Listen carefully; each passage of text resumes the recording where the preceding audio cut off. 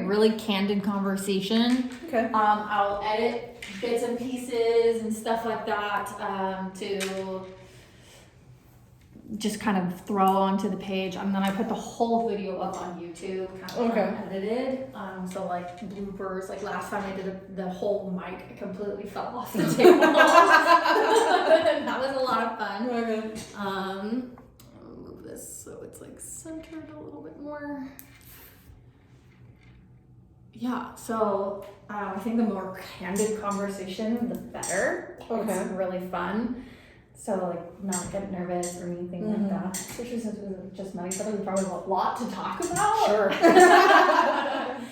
So tell me a little bit about yourself in regards to your military spouse. How long have you been a military spouse? What's your kind of your pattern? Well, I've been a military spouse for about 14 years now. Wow. A little over 14 years actually. And he's an MP.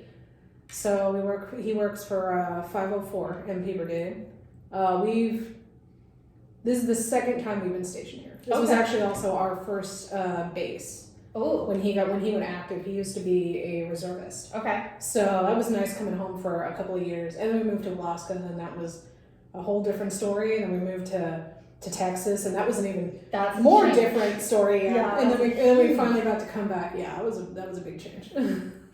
Wow. And then do you like Washington? Do you like being here? It's my home. I was born in Kirkland. Okay. So my dad was born in, I think, Burien. My mom she's a Sioux City, Iowa girl, but she eventually moved to here anyways. So I've pretty much been to every part of the state you possibly can within my life, and it's interesting. It can be fun. It can be scary sometimes, but it's always fun. There's always something to do. Elaborate on that scary. Well, like I said, I've lived here off and on since the day I was born. My dad was stationed in Bremerton Naval Base. Okay. So, we lived in the Bremerton Port Orchard area. I live down in JBLM. This is the second time now. I've got family all up and down the state. We've lived over in eastern Washington as well, in the Tri-Cities, and we used to go into the mountains like almost every summer and quite a few winters to go vacation.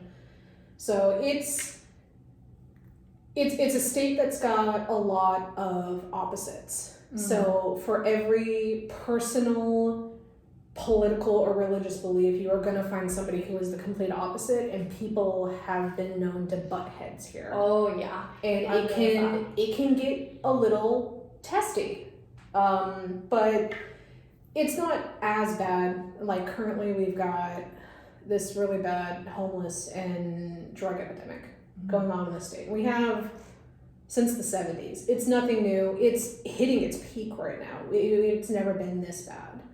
And unfortunately, it's made it to where crime's gone up, and there are some parents that have been known to find used needles in elementary school playground. Yeah, that's a thing. That really does happen. So you do have to be wary and take Washington with a grain of salt.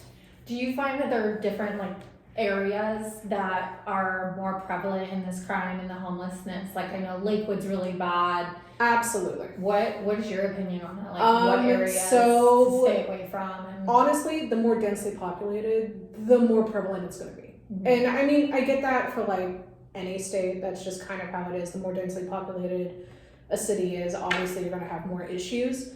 And that's extremely true here in Washington. You've got downtown Seattle, which they're currently trying to clean it up. It's 3 years too late. Yeah. But they're trying. It used to be a thing where if you went anywhere near the waterfront, you'd see people tweaking and ODing on the sidewalk at 2:00 in the afternoon. Mm-hmm. And it still happens. There was one street, it's 3rd Street. 3rd Street and Pike, between Pike and Pine, where it was just an entire block dedicated to users. And they would just they'd shoot up out in the open, and the cops wouldn't do anything about it. Yeah, that's crazy. Oh yeah. So Seattle's probably the worst. Olympia's pretty bad too. especially the downtown area.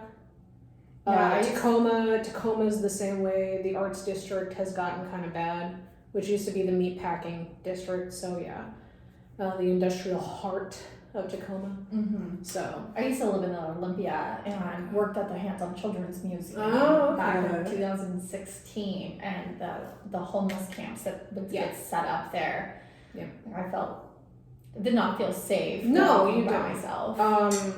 No, Washington's got a history of that stuff, and again, it has for like 50 years. And it's not something that's going to go away. So when it comes to military personnel that are moving here, you kind of have to learn how to maneuver around it and avoid it so that you do not put yourself or your family, your dependents, in harm's way for that. Mm-hmm. And it's not hard. You just kind of have to keep an open eye, which is what the Army teaches you to do anyway. So as long as you do that, I'm pretty sure you'll be okay. Yeah. What are some, with moving here to Washington, PCSing, probably earlier enlisted, earlier officers, a younger crowd, what are some of the benefits of living in Washington? Oh, there's a bar on every corner. I wish I had a tattoo parlor. I wish I was lying, but that's like 100% correct.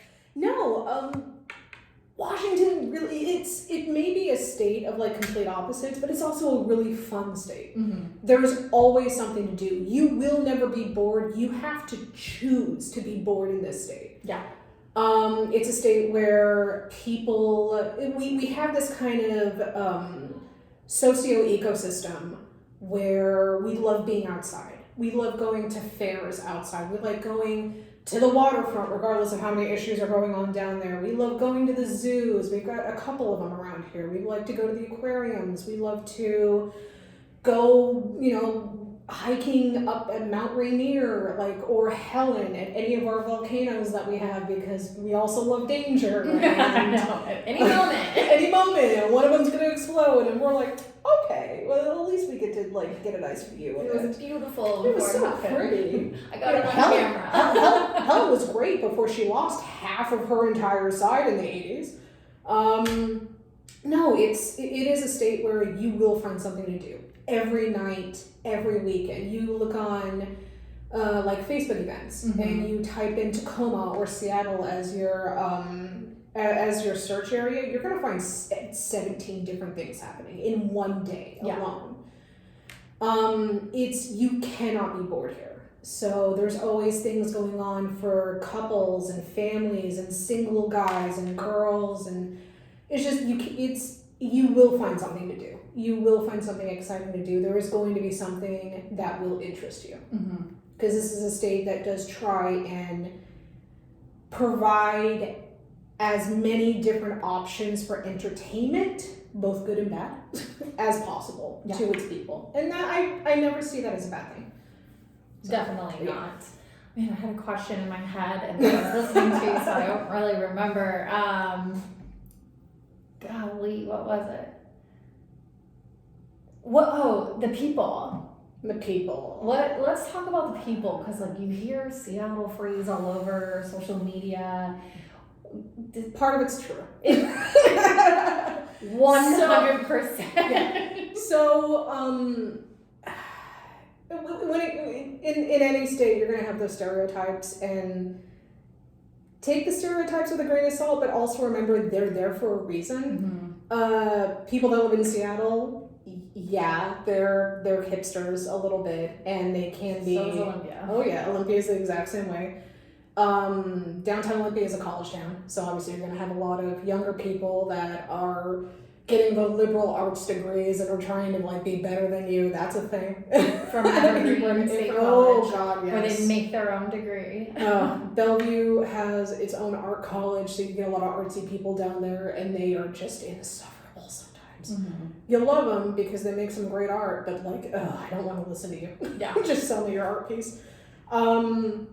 It really does depend, though, on what area you live in, because in terms of people's personal and political ideologies in the town that you live in, it can get very divided up here. Mm-hmm. So the farther south you go, the more conservative Republican they're going to be, but also the smaller towns. Farther up north you go, the bigger the towns, the more liberal and more stereotype you're going to expect Washington to have. Mm-hmm. It is a state of stereotypes, but it's also a state of trying to break those stereotypes, especially with the amount of people that are constantly moving on a regular basis. Definitely. So it gets more and more convoluted in terms of who's got the loudest bell and who's trying to get the most people to follow them. Yeah, I noticed DuPont, because it's basically an extension of the base. It's an army town. Yeah, and so that is kind of a little bit more moderate, I feel, kind of just, and then you've got, I feel like Yelm and Graham are more of your Republican-ish areas. Absolutely. But Olympia and Tacoma are your very liberal, Yep. areas. And again, a lot of that has to do with population. That's just kind of how it works around here. The only exception is the Cascade Mountains and then Eastern Washington. So the Cascade Mountains are the big mountain range that pretty much divides our entire state. It goes from Canada all the way down to Oregon. So what it's done is it's created this very big divide between the two sides of the state, and you can tell because they're very, very different people. I've lived on both sides, and I can honestly say people in Eastern Washington are nowhere near the same as people in Western Washington. There is a huge difference.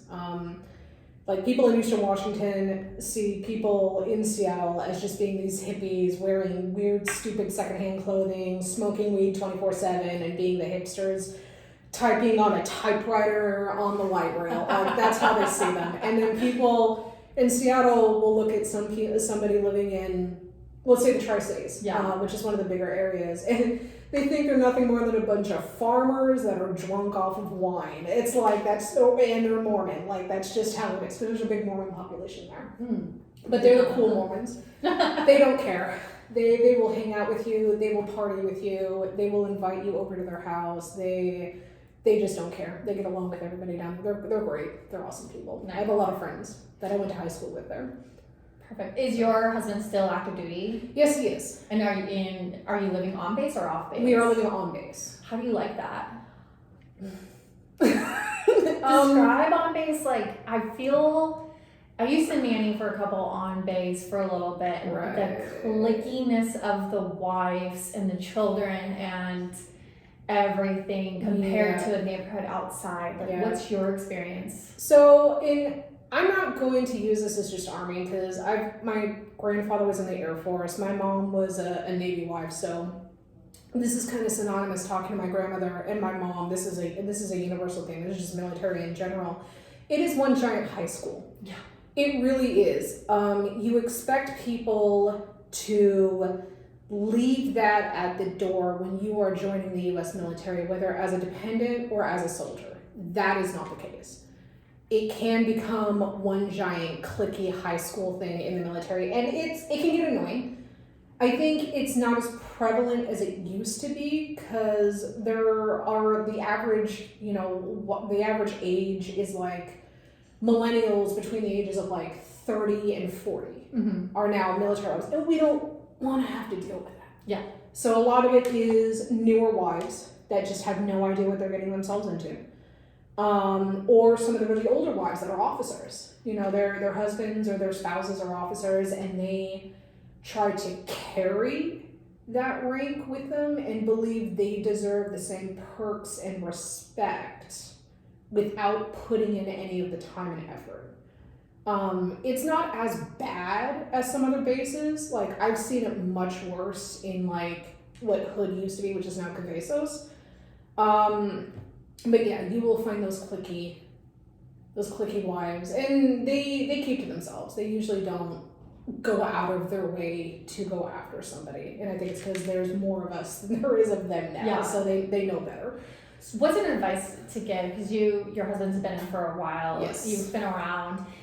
What would be an advice for a brand new spouse who JBLM is their first duty station? Like, what would be your advice? Don't stay on base. And I'm not meaning like don't live on base. Like the housing is not that bad.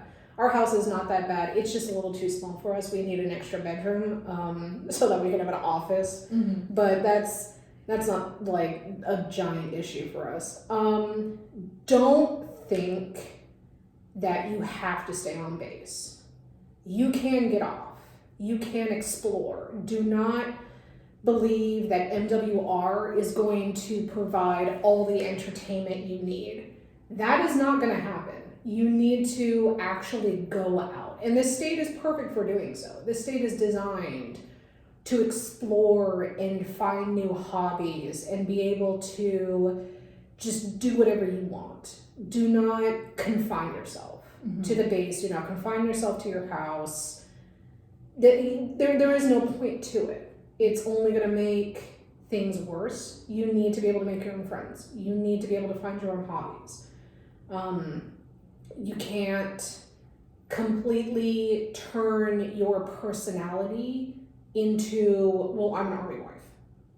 That's just not how it works, because those are the people that get divorced. Those are the people that cheat. Those are the people that have marital issues because they lose themselves. 100%. 100%. You can't allow yourself to be lost in that relationship, because being a military wife in general is hard.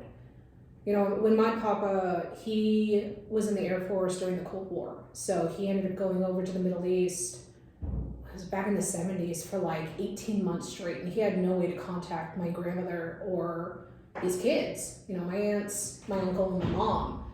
So they had to adapt, and they had to learn that, yeah, he's over there, but we cannot stay contained. We have things to do, places to go, people to see, and that is going to keep us sane. That's going to keep us going, so that when he gets back, he's not coming back to a train wreck.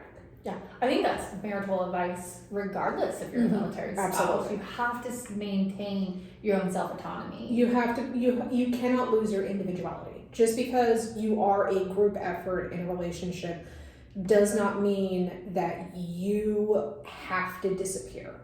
And I think in the military, that's something that a lot of spouses forget, because they realize that their spouse is doing something that is potentially life-threatening to them. You know, they get shipped overseas.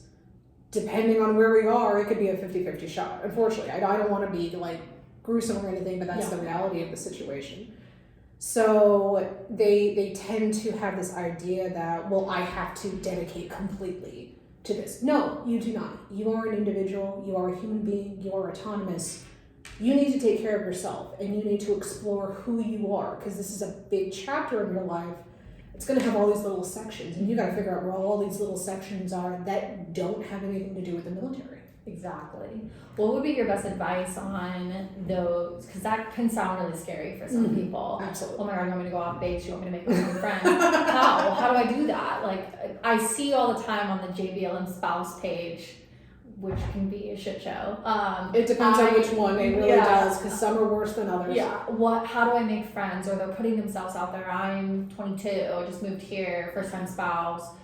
Be my friend. Like, what would be your best advice on? Honestly, find an event that looks interesting and go to it. And if you think it would be interesting to other people, post it on those pages and see if there are other people that are going to be interested or potentially will go and try to meet up with them. This state can be a friendly state, and with all of its faults, the idea that it's hard to make friends here, it's not a very prevalent idea. There's so much going on. There's so many things to do. You are going to find somebody who does the same thing you do or likes the same thing you like. It's so diverse around here. It's impossible to not find somebody who does that.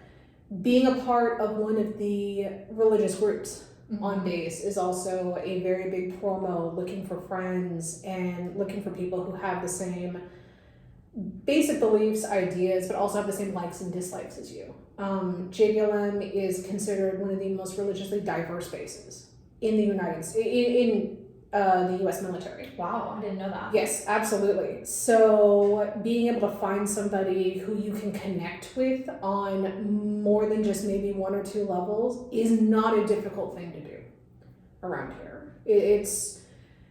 It's not always the easiest to get the information at times, but when you do, you won't regret it. I know a lot of the chaplains and DRGLs here on base, and they're all absolutely wonderful people. They all get along. There was no internal conflict. You don't have to worry about, you know, the Jewish group and the Catholic group and the Muslim group, and then you got the pagans over here, and then you've got the Hindus and the Buddhists, and there is no fighting. They all work together. They all take care of each other. You said that you do that on the weekend, correct? Yes, I'm a DRGL. So what exactly is that for some of the newer spouses that are like, what the heck did she just say? I know the military is full of acronyms. A DRGL it's the acronym for Distinctive Religious Group Leader. And there's two different types. The one that I am is for a religious group that may be extremely small, but because we're still federally recognized, and you can get sponsorship off base from an actual like big group, they need to allow you on base if there's enough people. So I'm actually the DRGL for New Moon Fellowship, which is the pagan Wiccan witch group on base. We've got our own Facebook group. We meet almost every Sunday, depending on if the Army's got something or if it's like a holiday. Like we took a week off this last winter because everyone was going to be on vacation. There's no point. Don't worry about coming to class. Go be with your families. It's almost Christmas. Yeah, it's the second one would be, they're kind of like, I wouldn't say they're assistants, but they're definitely helpers out for the chaplains. So they deal with, so the Catholics have like a big group, but they've got small little internal groups and clubs and stuff. The DRGLs are responsible for those small ones. And they all get together and they all talk about scheduling, who needs what. If this group's maybe doing an event, do the other groups want to join in, kind of a thing. So it's really good to help out the chaplains, especially those that have like such big congregations. You cannot just expect this one guy or these 2 or 3 guys to take care of all these people. Oh, of course, especially with the bigger groups. And in terms of population-wise, I think the Catholics and the Protestants are the 2 biggest groups we have on base. But again, they're all awesome. I love them. They're great guys. And for your group, where do you meet? Do you guys meet at each other's houses, or is there like a designated room? We do have our own building, which is nice. There are some really small groups that they don't get their own building. So what they do is they have a room in maybe the main post chapel, or they have room in another big meeting area where it's dedicated for them to meet. We got lucky, and so I haven't been in charge. I've only been in charge of this group since like late March. So before I came in, they were provided their own building, and it's one of those really old buildings that have been around since like the Korean War. It's a portable. And gosh. There's a couple modern amenities in there. There's more now that I'm there because I made sure that we got rid of our couches from the 80s. Though that disgusting pink. Oh, that was so Don't faded. lick the walls and you'll be fine. You won't get cancer. Don't touch anything. I'm pretty sure half of this is lead based. We're good. Yeah. But we're pretty lucky in that sense. So we get to have our own building, which means we have our own outdoor area that we can like have events. We're gonna have an Easter egg hunt or an Ostera egg hunt, which is what we call it, this spring, and we get to have like fire pits, and we can have like whatever event we want and classes. And the only downside is we're right next to the airfield, so Sunday is the day we have to, because that's when the helicopters are not flying or hovering or just running to run because they've got nothing better to do. That's always fun, coming in on a Tuesday and just having to close all my windows because I can't stand listening to 7 helicopters going on simultaneously. That's fun. Awesome. Well, what other advice or tidbits or anything else that you want to bestow your knowledge to this community? Oof. You're like, everything. Everything, my God. As liberal of this state that Washington is, and she is are we allowed to cuss on here? I don't know. Oh, yeah. We are a liberal bastard of the Northwest. We're not as bad as Oregon, but we're still bad. Yeah. It is a pro-military state. Do not be afraid that you have to be very cautious about being a military spouse or military personnel. Washington has a very deep-rooted history with the U.S. military. 100%. 100%. Especially with the Navy, because in terms of wartime, you know, both JBLM and the Bremerton Naval Base are your jumping points into Southeast Asia. Mm-hmm. If Japan were to ever act up again, or if Vietnam version 2.0 or Korea were to happen, Yeah. everyone's coming here and they're all leaving here. Mm-hmm. And it's been that way since like World War II. Definitely. So this state does have a very deep history with the military, and they do respect their soldiers. Now, are there going to be people who are not going to? Yes, absolutely. There are jackasses in every state, and they're going to do that. But at the same time, you are going to find a lot more support 100. than you will antagonism. Of course, the antagonists are the ones that have to have big microphones, so you may hear it, but that does not mean they are the majority. It's a fun state, and it's a good state to live in, and it's an expensive state to live in. Golly, and the traffic. And the traffic can be an absolute nightmare. Awful. Oh yeah, I-5 and 405, man, they are the devil's advocates right there. Yes. But even 512 sometimes. 512 can be bad. 167 can be bad. It can all be bad. I-90 can be terrible in some parts. Like when you get into the mountains, like there's barely any traffic unless they're doing construction because the side of the mountain came down, which has happened multiple times. But you know, it's a fun state. It's a beautiful state. It really is. You will always find something to do. You will find support here. You are not going to be alone. You have to choose that in order for it to be a thing. I agree. So no, this is a good state to live in, even if it's just temporary on base, so you don't have to pay $2,000 a month for rent for a 1-bedroom apartment. Yeah, it's really expensive. But yeah, it's so definitely expensive. Yeah, in terms of living, live on base, not off base. You're not getting that BAH, but I mean, like, it's better than only getting $30 out of it after paying for everything else. It's not worth it. There are some deals, like I'm a huge advocate with my profession in real estate. I'm a huge advocate if you are going to purchase, not to be purchasing a single family home, to purchase a multi-family home. Absolutely. Your benefits with the VA home loan, you can buy up to 4 doors. I'm huge, make your money work for you. Mm-hmm. Mm-hmm. Be a landlord for a little bit. There's tax benefits. There's so many different things, but living on base, there's always some benefits as well. Yes, the not having to worry about all of that. Yes. Yes. And being so close to work. Oh yeah. No, it's a good state, and it's got its drawbacks, but it has a lot of benefits as well. And even if you're only here for one tour and then you go back home, I mean, you're going to be pleasantly surprised how much fun you can have here. Definitely. So just don't keep yourself in. Just open yourself up to all the different possibilities that there are in the state, because there's a lot. Yeah. Well, thank you. I have something for you. I'll be right back. Hold on, I'm going to pause it. Okay.